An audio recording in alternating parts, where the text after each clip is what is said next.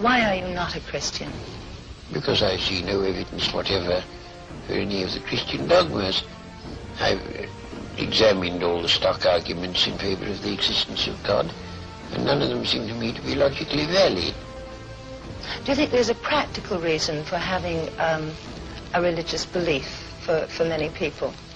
Well, there can't be a practical reason for believing what isn't true. That's quite, at least I rule it out as impossible.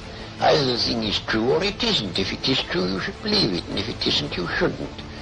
And if you can't find out whether it's true or whether it isn't, you should suspend judgment.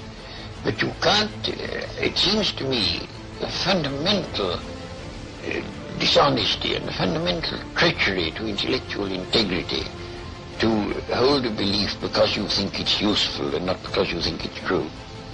Well, I was thinking of those people who find that some kind of religious code helps them to live their lives. It gives them a very strict set of rules, the rights and the wrongs.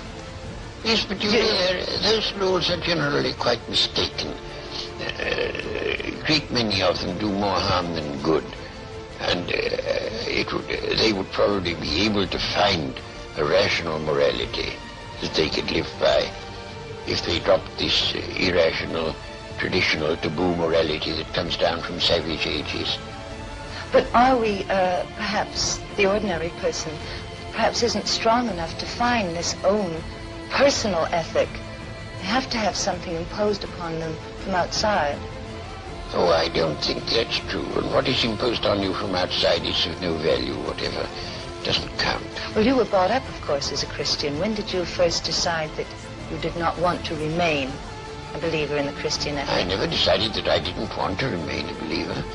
I decided between the ages of 15 and 18, I spent almost all my spare time thinking about Christian dogmas and trying to find out whether there was any reason to believe them.